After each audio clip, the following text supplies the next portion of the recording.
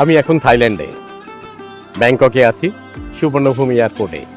আর একটা জিনিস, আমি এক জায়গায় গিয়ে মানে খারাপ বলবো না, আবার আমি সেজে গেছি। একটা কফির দোকানে এসে এয়ারপোর্ট লাউঞ্জের মধ্যে আমি এখন বসে আছি অবশ্য।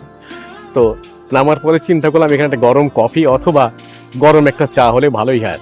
একটা দোকানের সামনে গেলাম, দোকানের সামনে দেখলাম যে কফি বিক্রি হচ্ছে বা চা বিক্রি হচ্ছে, কিন্তু কফি খুঁজে দেখলাম খুব একটা কফি আমার মন মতন হয়নি, ব্ল্যাক কফি টফি আছে, যাই হোক। তারপরে দেখলাম চা বিক্রি হচ্ছে 50 বাত চায়ের দাম। তো চা নিলাম 50 বাত। এখনো আমাকে ইংরেজি বোঝাতে পারছে না, সুকা সুকা সুকা সুকা করছে। আমি বলছি সুকা সুকা কি? তারপরে বললাম যে তুমি বলো কোথায় লেখা আছে। তো আমাকে নিচে দেখালো, এখানে লেখা আছে extra sugar, no sugar, light sugar, standard sugar, normal sugar লেখা আছে। আমি তাকে বললাম নর্মাল সুগার, কোনো অসুবিধা নেই। যাক, এইটুকু বোঝাতে পেরেছি, কারণ ও ইংরেজি বলতে পারে না আর আমি তো থাই পারি না। তারপরে আমাকে দিল, আমি একটা গরম কফি চেয়েছি, 50 বাত দিয়ে একটা কফি, বিরাট সাইজের কফি। আমার কাছে বেশ ভালোই লাগছে। যখন ওটা দূর থেকে দেখলাম আমি তো একদম খুশিতে মানে আত্মহারা হয়ে গেছি। বিরাট সাইজের একটা চা, বিরাট সাইজের একটা বিরাট গ্লাসে একটা চা দেবে আমাকে, তাও থাই চা, মাত্র 50 বাতে। আমার হাতে যখন দিয়েছে, এর ভিতরে বরফ দেওয়া চা, বরফের মতন কনকন করছে। আমি কিচ্ছু বলিনি, আবার চণ্ডীর মতন এটা নিয়ে চলে আসলাম, কাউরে কিচ্ছু বলিনি। এখন এটা খুলে আমি মুখে দিচ্ছি,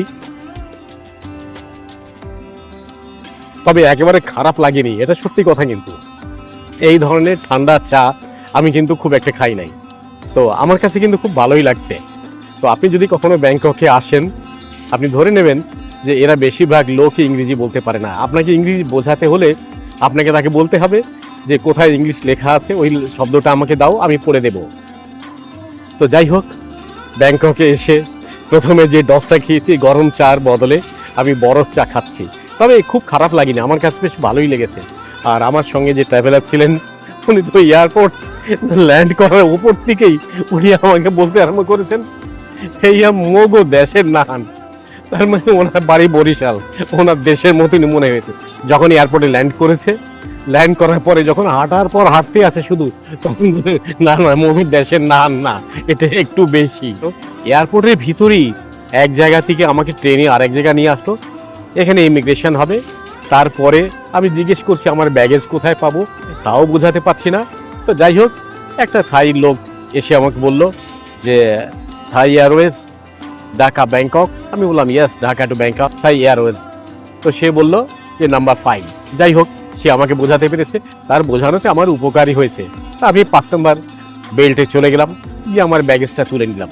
এরপরে আমি এই চায়ের ডসটা খেলাম। তবে চায়ের ডস খেয়েও আমার কাছে খারাপ লাগেনি। অনেকক্ষণ তাদের সঙ্গে কথাবার্তা বলার পর এই বরফ চা নিয়েছি 50 বাত দিয়ে। তবে খুব খারাপ নয়, দেখার মতন একটা এয়ারপোর্ট। থাই এয়ারওয়েজে যখন আসবেন, তখন খাওয়া দাওয়া কিন্তু দেবে আপনাকে থাই ট্রেডিশনের। ওইখানে কিন্তু একটু ব্যাঘাত আপনার ঘটতেই পারে, তারপরে চালিয়ে নেবেন। সবসময় যে আপনি কাচ্চি বিরিয়ানি খাবেন এমনটি না, আপনি এদের ট্রেডিশনাল ফুড খান না, ভালোই তো লাগবে।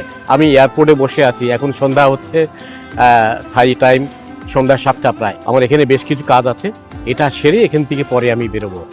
ব্লগটা এখানেই শেষ করতে হচ্ছে, এরপরে অনেকগুলো ব্লগ থাকবে আপনাদের জন্য এই থাইল্যান্ডের উপরেই। প্রতিদিন আমার সঙ্গেই থাকবেন। তো ভালো থাকুন, সুস্থ থাকুন, দেখা হবে এরপরে আরেকটা ব্লগে আরেকটি নতুন বিষয় নিয়ে।